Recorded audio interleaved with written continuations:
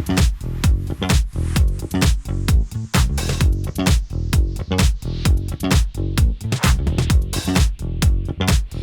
everybody. Welcome to Fred the Show, and we've got a good one for you today because we're talking about getting outdoors, and there's about to be a wonderful new option in Henderson County. Got a couple of great guys here to talk about it. Chris Todd is here. He is the Assistant County Manager for Henderson County. Mike Morgan is the Henderson County Chief Communications Officer. First of all, guys, thanks for being here. And Chris, I got to tell you right off the top, you're going to have to forgive Mike and myself. We are recovering TV sportscasters. There's a possibility at some point today we might drift off into talking about Tobacco Road ACC basketball for the 90s. It's guaranteed that's going to happen, Fred. It's not maybe going to happen. It will happen at some point in time. Well, and that's just fine. I forgive Mike about something every day. Exactly. So this is familiar territory, which is good to hear. That is good to hear. Well, I know that as we're taping today, you're getting ready for a huge event on Friday, July the 18th. And let's just show you a little bit of what's going to be opening, at least part of it. We're talking about the Ecusta Trail. Tell me a little bit about this exciting new development.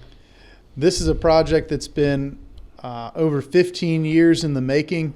The ultimate goal of it is to have a 19-mile trail that connects downtown Hendersonville to downtown Brevard. What we're having in completion for this first phase is the first 6 miles of that 19 miles, which will get you all the way from downtown Hendersonville into the horseshoe area of Henderson County. It's just a beautiful trail that's going to traverse through our downtown all the way out into the countryside and the mountains. And what is, you mentioned it's been so long in the making. And this is something a lot of communities are doing. They are making over these old abandoned railroad lines. That's right. So this is an abandoned rail line that fed an industrial complex in the Brevard area over 20 years ago now. When that complex shut down, what you had was a group of citizens in both Henderson and Transylvania County who saw an opportunity to convert the existing corridor into a greenway that could improve health, be an economic development driver, and support our tourism industries all at the same time. And it was truly a grassroots movement that brought us to where we are today. Mike, you've been in this area for so long. You've seen so much development. What do you think this will bring once the entire Ecusta Trail is open from Hendersonville to Brevard? And when that 19 miles is fully completed, I mean, and it's relatively flat too, which is amazing to have a trail in the mountains that doesn't have a huge elevation rise. I mean, it's just going to open up so many opportunities. We've seen businesses pop up all along the trail already. And actually, we are having a celebration at 2 o'clock on Friday. We'll cut the ribbon at 3 o'clock. Then around 3:30, once people get on the trail, we've got 35 different vendors will be all on the trail helping us celebrate everything on Friday. You've got breweries and restaurants and coffee shops and just all kinds of stuff all along that first 6 mile stretch. And I think it's just going to bring more people. It's going to bring a lot of travel and tourism folks here that want to do it. We've seen what has happened here in Greenville County with the swamp rabbit down here in the upstate. So yes, I think this is going to be just as big, if not bigger, in the mountains. And, we're a big outdoorsy area anyway. People love to bike and hike and kayak and roll up and down trails and do stuff. And this is going to add to that. And, we're a little, we like our county. I think we'll have the best trail in the world probably when it's all said and done. You'll agree with that, won't you, Chris?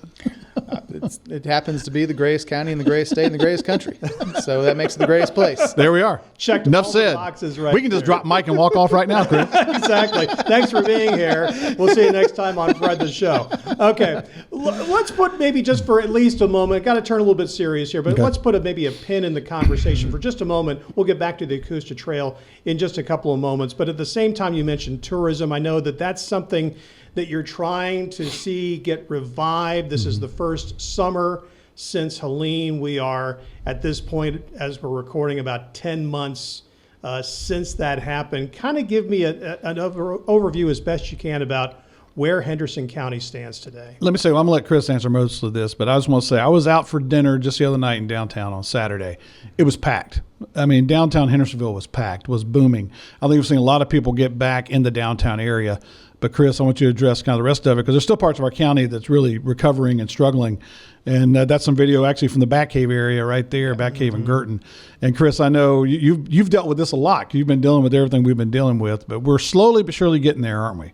We're definitely recovering, and the reality of the situation is that portions of the county were hit harder than others. And the ones that were hit the hardest are going to take the longest to be repaired and be brought back. What I would say from a tourism perspective and where the county is today, the county is open for business. We have folks coming, and we're encouraging that. There's some exceptions. The Hickory Nut Gorge specifically with Girton and Bat Cave, those areas were hit some of the hardest, and they're still in the process of rebuilding. And those roads are closed to the general public, and we're asking folks to stay out of that area so that the contractors can get in and repair and do the things that the individual property owners also need in their community to bring it back to its glory, and to even potentially have an opportunity to make it better than it was before the storm with some good community impact. The rest of the county, we certainly are seeing spotted Helene response. It's individual scale. Folks had damage to their homes. Many people across the county are recovering, maybe not with the density of the gorge, but I definitely don't want to forget all those individuals spread all over Henderson County who are still trying to recover, many of which also it'll be years, frankly, before they get back to where they were before the storm.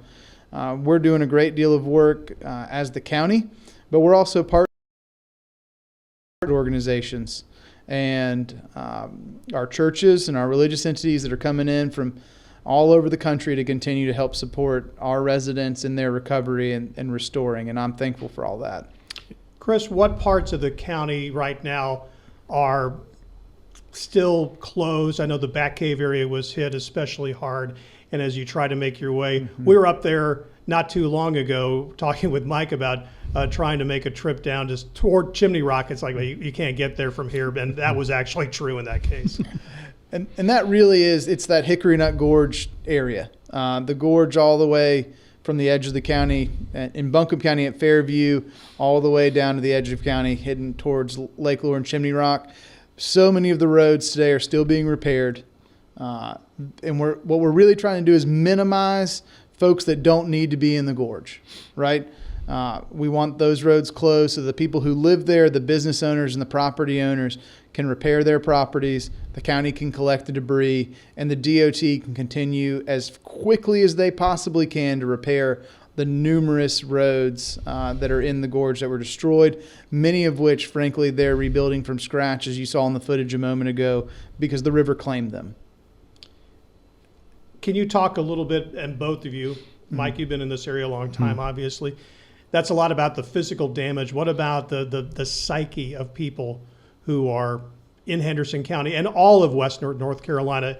I live in the upstate of South Carolina, and I've never seen anything like it, and yet it was two different levels between, I think, for the most part, don't want to minimize anything, but for the most part, Western North Carolina. I mean, in Henderson County, it was 10 inches of rain on that Thursday and then 10 more inches the next day. Yeah, I was doing a live shot with WLOS that morning, Thursday morning, and they ran out at 6:30. Our Swiftwater rescue team had to do a rescue at 6:30 in the morning on Thursday before Helene got here. So that precursor rain just set everything up. And I think, I say it all the time, Hurricane Helene hit Henderson County. And those words should never come out of our mouth, that a hurricane hit the mountains, and that's what happened. We took a direct hit. And just the topography we have, just the mountains and the gorges and everything, and the rivers just can't handle as much as what we got.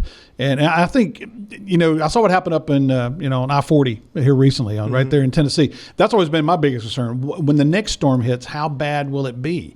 And I think a lot of people are definitely going to listen and pay a lot closer attention to things. I think a lot of people probably have more radios, battery-powered radios in their house than they had before, because to me, and Chris can talk about this too, I think the communication part was the worst part. We couldn't talk to anybody, could we? Yeah. We were completely, for a period of time, disconnected from the rest of the world, and even in moments from each other. But I think you asked a really important question a moment ago, Fred, about what's the psyche, because we talked about the physical. I want to first state, without minimizing anybody's individual experience, that the people of Western North Carolina are resilient. Amen. The people of Henderson County are resilient. And we saw that from the second the storm started all the way to today. They, as residents of this place, they fought to take care of themselves and their communities. And they continue to do that. And I know that we will continue to recover, even though this was a terrible tragedy and it was quite hard. And it is for many still today. the psyche of the individual today on the individual level is varied. I'm not going to be able to explain everybody's individual story because I didn't live it. What I know is as a community, we're coming together and we're trying to support those folks as best we can through all of our partnerships as both, because the government's not designed to fix everybody's problems. And I don't think, especially in Henderson County, they want us to be designed to fix everybody's problems. But what we are doing is partnering and bringing in the assets where we can and where it's appropriate, but also working together with our faith entities and our nonprofit organizations to be there to help support those on their spiritual and psychological levels. Let me ask one more question before we move back to the Ecusta Trail. And just, Mike mentioned it when we just first started this part of the conversation about he was out in downtown Hendersonville just the other night and saw it packed. What are you seeing? I'm seeing it as packed and busy as it ever been, and I'm glad for it. I'm hoping folks come. Downtown Hendersonville was actually one of the first areas after the storm to get power back, the Main Street area. I remember about a week after the storm, you could come downtown to Hendersonville and get a chilled glass of rosé if you so desired, and people are still doing that today. And we encourage folks to come. We encourage folks to be a part of the Western North Carolina economy and tourism, specifically Henderson County. We just also want to be respectful of those areas, both in our county and others, where we're asking folks to stay out of those unique areas to allow their recovery to continue. Yeah, and I've been down to Back Cave and Girton so much that I think, even though I see everybody excited and having fun, my thoughts always go to down there because it's just a different world down there, Fred. I don't know if you've been down there. And still today, it just looks like it's, I hate to say it looked like a bomb went off, but there's still a lot of areas where it just looks like that. The roads are not there. I mean, you got one-lane roads everywhere. They built that temporary road in the middle of the river, going into Chimney Rock. Yeah. I mean, and the DOT, we can't thank them enough, can we, Chris? They've been unbelievable. They meet every week with the residents down there, discussing stuff, trying to come up with plans of how to close roads and making sure they can get to doctor's appointments and get to where they need to be. They have done an amazing job, and it's going to be September of October of next year before those roads are fully rebuilt. But, Chris, I know you've dealt with them a lot, too. Our partners in a lot of this have been unbelievable, haven't they? Absolutely. I can't thank everybody enough that have come to support our residents. And many of the people doing the work are our residents, frankly. They're there to support their own communities. The DOT has been tremendous. The nonprofit response, the church response has been tremendous in our county. And we wouldn't be where we are today without all of their endeavors. The DOT put a bridge back together that fed in to the gorge in a matter of, it was like 2 weeks, Mike. Yeah. I mean, it was temporary, certainly, but it was a main artery that allowed many other endeavors to happen more quickly. And I just can't thank them enough. Well, we're going to talk about a big step forward now for Henderson County. It's about to start. It's been awaited for a long time, and the moment is here. Much more with Chris Todd and Mike Morgan when we continue on Fred the Show in just a moment. Back now with Chris Todd and Mike Morgan. We are talking now about Henderson County and talking about the Ecusta Trail. We mentioned just a moment about it at the start of the broadcast. How excited are you guys to get the first roughly third of it open? I'm as excited as I can be. I say this as a citizen of the county. This trail is the trail where my little girl is going to learn to ride a bicycle. I'm already seeing, even though the trail's not technically open and we've got some trespassers today, and I say that with all lightheartedness, I'm already seeing neighbors meeting neighbors. We are seeing so much activity. Folks who haven't been on a bicycle in 10 or 20 years are getting out and getting exercise. It's just already today, before it's open and before it's complete and it's 19 miles, just a tremendous impact to the community. Mike, how excited are you, and how much do you have anticipation for what's to come? Because, again, this is just short of the first third that's going to open here in the middle of July. Oh, yeah, and kind of piggybacking a little bit what Chris said. I had somebody at church the other day, man, I'm so excited the trail's open. I said, well, it's not open. And so I started messing with them. I was like, you're trespassing if you're out there. It's not open yet. And we've even had Marcus Jones and Chris and I were on the trail the other day, and people kind of throwing their arms up. And I was like, what are you doing driving this vehicle on a trail? And we have to stop and say, actually, we're the only people that should be on the trail right now. But there's folks riding bikes and having a good time. It's going to be just such a It's going to be a place just to go and just to spend time with family, and have fun. Again, 6 miles is really not that long of a section. The 19 miles, I don't know if the Morgan family will ever complete the full 19-mile stretch or not. But, you ride your bike. I mean, you can do that in a short period of time. Even a walk won't take too long, and it's relatively flat. And I just think there's just been so much excitement about this because it's taken so long. I think we mentioned it earlier. It's been 15 years in the making. I mean, that's really how long this has taken to kind of get just to this point. And so we're hoping for good weather on Friday the 18th, but we're expecting a huge crowd. And I just think we'll see how excited folks are, because we had a huge crowd show up. We made an announcement just about when we're going to do the ribbon cutting. We had a couple hundred people show up for that. And we had over 500 show up for the groundbreaking. So we could have upwards of 1,000 people, on Main Street on Friday. That's what we're hoping for. And the excitement is overwhelming in the county, I do believe, for the first 6 miles of the Ecusta Trail. We are seeing these kinds of developments. You mentioned earlier, Greenville's got the Swamp Rabbit Trail. They got the Mary Black Trail in Spartanburg County. We're working on the Saluda grade to go from Inman into, I think, Zirconia, North Carolina. And this is another one. And I'm asking this not that you're in competition, but looking down the road, can't this be an exciting place to say, come to Western North Carolina or even parts of upstate South Carolina and experience lots of places within a very short drive? It is a reasonable thing to say in the next 10 years, you'll be able to ride a bicycle from the upstate all the way through Hendersonville, North Carolina, into Brevard. That is a tremendous thing for our region. That's a tremendous thing to drive tourism.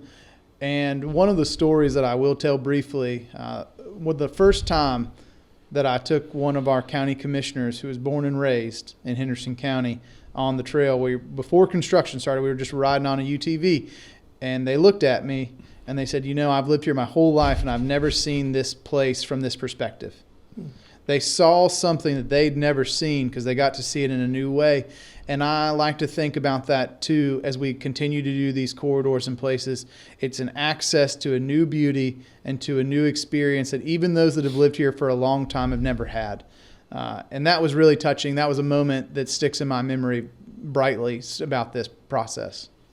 What are the kinds of things that you've learned in advance of this, in the preparation stage, to put this development together? Because obviously you've talked to other municipalities at some point and seen the success that they've enjoyed. What does this mean economically for Henderson County? We're already seeing it today. In the video here just a moment ago, that mural that says Laurel Park was a gas station that is now changing their face to bring business from the trail out.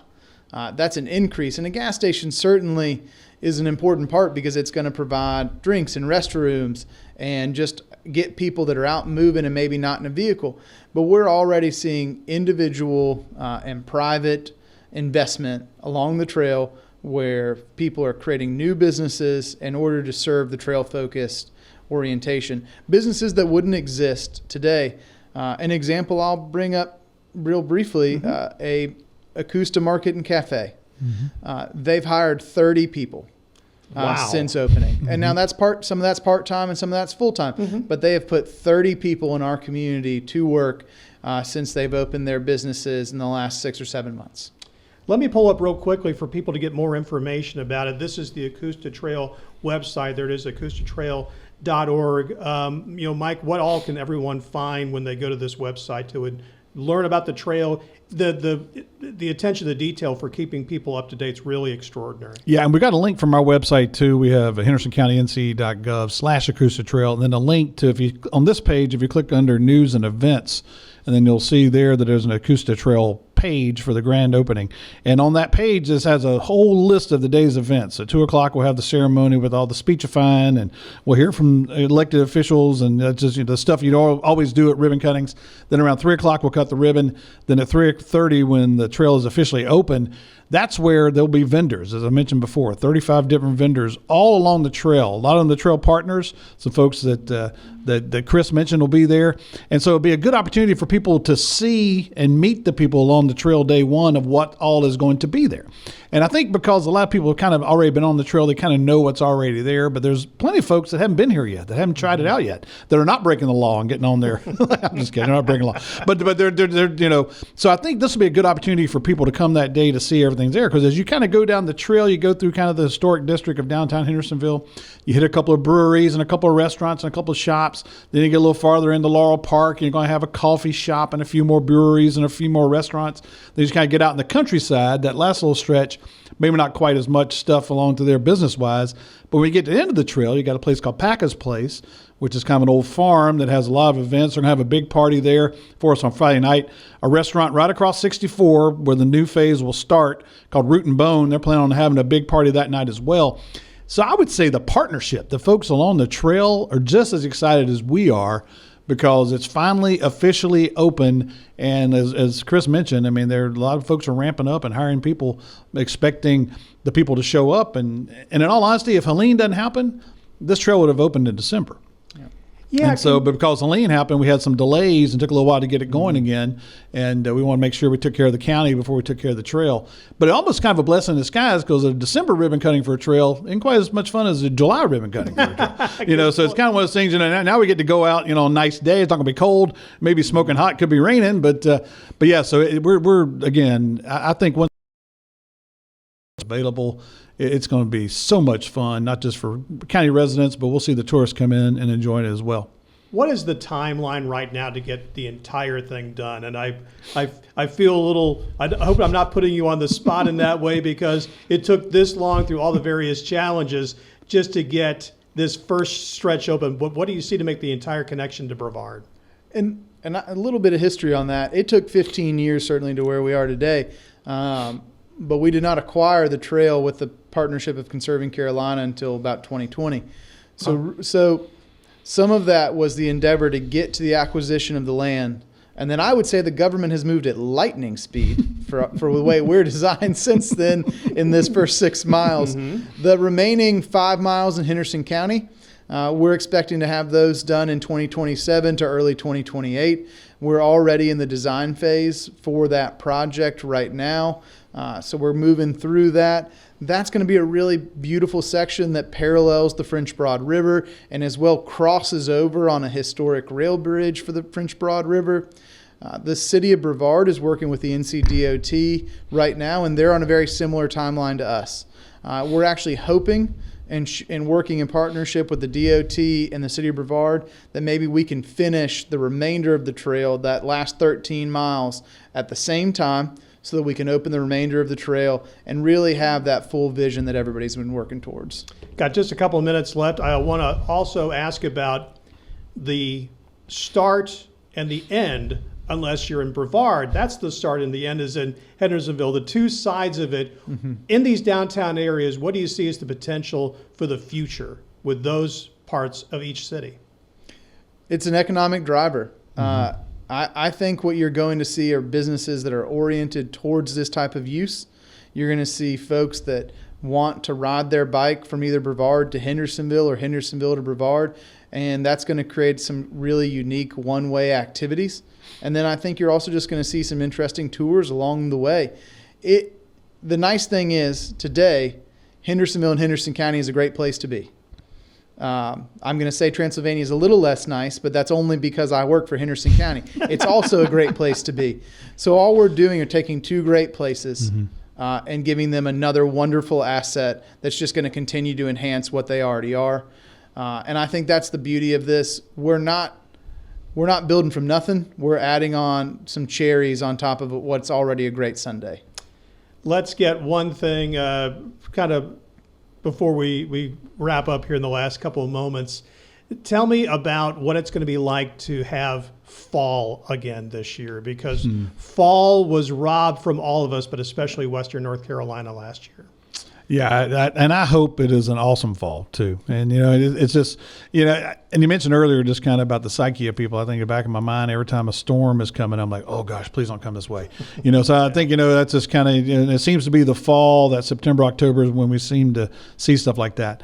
But yeah, I tell you, I cannot wait. I mean, it's just I'd much rather see leaves fall off the trees naturally instead of being blown off by a storm. And 'cause we did miss that this year, and because we live in a beautiful place. Chris Todd has a classic line. He hadn't said it yet, but what do you typically say, Chris? Anytime we do a podcast or together, you say what, sir? Mr. Morgan will always ask how I'm doing, and I'll say I'm doing wonderful. I woke up in Henderson County. And who can blame you for saying that, man? Amen to that, brother. Amen, absolutely. Gentlemen, it's been great to have you here today talking about everything that's going on in Henderson County. 10 months, I just got about 30 seconds left. Maybe just a quick thought from each of you. 10 months ago, you saw the devastation. If I told you what you would be seeing by July of 2025, what would you have thought? Honestly, in many places, I'm just amazed at how far we've come. And I'm appreciative of all the work that's left to be done still. I think back to a CNN interview I did where I said, us mountain folks, we're pretty tough. We hang together. We work together. And the reporter or anchor even said, I've heard that a lot about North Carolina. I was like, yeah, that's kind of how we roll down here. And so that's it right there. It's just the people of our county and Western North Carolina have been amazing during this. And we will overcome. We will recover. And it's baby steps. And it's a marathon, not a sprint. And we're slowly but surely getting there. All right. Chris Todd, Mike Morgan from Henderson County. Thanks for being with us today. Best of luck ahead. We can't wait to see all these exciting developments on the Ecusta Trail and everywhere across the county. Thank you, sir. Great, thank you. Good luck on Fred the show. This is pretty cool. Thanks a lot. We'll have you back again real let's do soon. it. We didn't talk any sport. We got through it without talking sports. You just did the out cue for me. Exactly. That is Fred the show for this edition. We'll see you next time here on WSPA Plus.